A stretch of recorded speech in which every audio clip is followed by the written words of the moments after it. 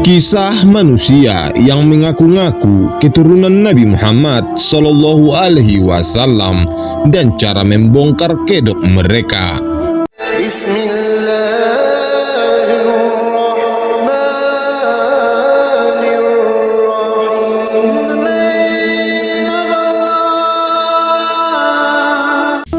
Assalamualaikum warahmatullahi wabarakatuh, dunia Islam. Memberantas nasab-nasab palsu yang menisbahkan diri kepada Rasulullah Sallallahu Alaihi Wasallam hukumnya fardu kifayah. Ia termasuk dalam kategori amar ma'ruf nahi mungkar. Haram bagi para ulama untuk mendiamkan terjadinya pengakuan nasab seseorang atau sekelompok manusia yang menisbahkan diri sebagai keturunan Nabi Muhammad Sallallahu Alaihi Wasallam dengan dusta. Karena yang demikian itu termasuk istighfar bihaqqi al-Mustafa atau merendahkan hak Nabi Muhammad Sallallahu Alaihi Wasallam.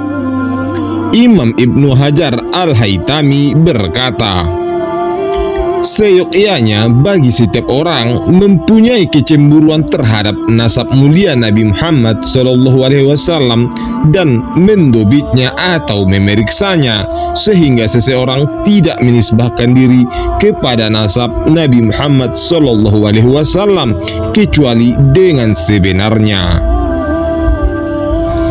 Membongkar nasab-nasab palsu kepada Nabi Muhammad Sallallahu Alaihi Wasallam telah dilakukan ulama-ulama masa lalu, seperti yang dilakukan Ibnu Hazm Al-Andalusi dan Imam Tajuddin As-Subki dalam membongkar kepalsuan nasab Bani Ubaid yang mengaku sebagai keturunan Nabi Muhammad Sallallahu Alaihi Wasallam.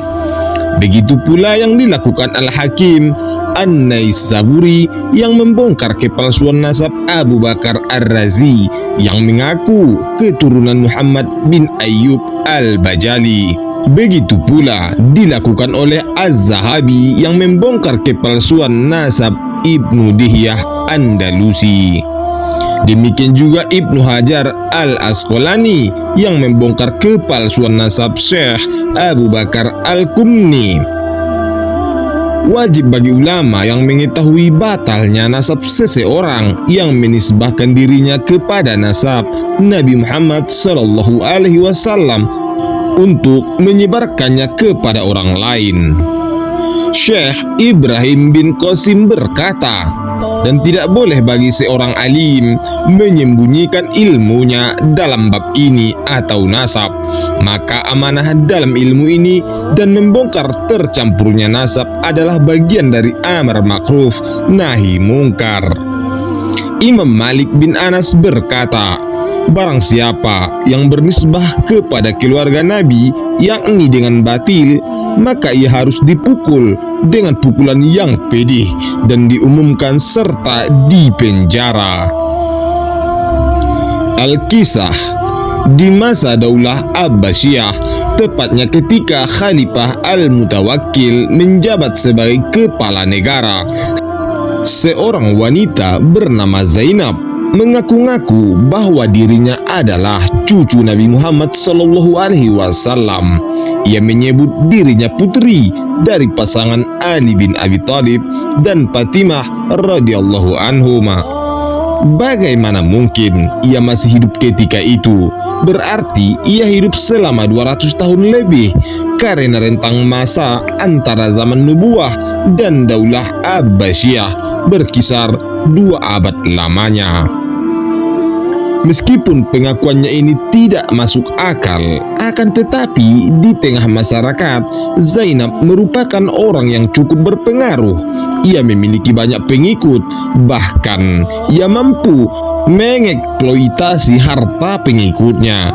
Maka Khalifah Al-Mutawakkil pun mengeluarkan perintah untuk mengundang ke istananya. Kamu ini seorang gadis dan Rasulullah telah wafat ratusan tahun yang lalu. Bagaimana mungkin ini bisa terjadi? Khalifah mencecar Zainab. Kemudian Zainab menjawab, Sesungguhnya Rasulullah mengusap kepalaku dan berdoa kepada Allah untuk mengembalikan masa mudaku setiap 40 tahun sekali. Masih belum yakin dengan jawaban yang tidak masuk akal ini, Khalifah Al-Mutawakkil mengumpulkan masyayikh atau para tetua keturunan Ali bin Abi Thalib, putra-putra Al-Abbas, segenap warga Quraisy, dan memberitahu mereka perkara Zainab yang sangat kontroversial. Dan kemudian mereka pun menyebutkan sebuah riwayat bahwa Zainab telah wafat. Apa yang kamu katakan untuk menjawab pertanyaan mereka? Khalifah kembali bertanya penuh selidik kepada Zainab. Itu riwayat palsu dan keji, karena sesungguhnya privasiku terjaga dari pengetahuan orang-orang. Bahkan mereka tidak tahu tentang kehidupan dan kematianku. Zainab mematahkan tuduhan itu dengan penuh percaya diri. Kemudian Khalifah bertanya kepada jamaah yang dia kumpulkan, adakah kalian memiliki bukti yang dapat mengungkap tipu daya wanita ini selain riwayat yang kalian sampaikan? Sayangnya mereka menjawab tidak. Namun beberapa saat kemudian sebagian mereka menawarkan satu solusi untuk memecahkan masalah ini dengan mendatangkan Ali bin Muhammad bin Musa bin Ja'far bin Muhammad bin Ali bin Musa bin Ja'far bin Muhammad bin Ali bin Husain bin Ali bin Abi Thalib yang mempunyai julukan laqab Al-Hadi. Setelah disampaikan kepadanya apa yang sedang terjadi, Al-Hadi pun menegaskan bahwa Zainab putri Ali sudah lama meninggal.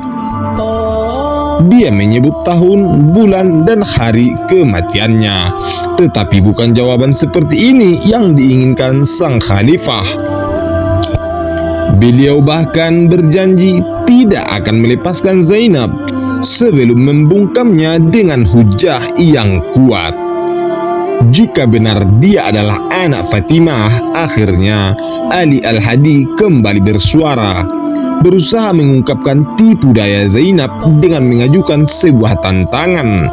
Sesungguhnya jasad keturunan Fatimah tidak akan dimangsa oleh hewan-hewan buas, maka datangkanlah hewan buas kepadanya dan lemparkan ia di tengah kerumunan hewan buas itu. Tidak, teriak Zainab yang raut wajahnya tiba-tiba berubah ketakutan.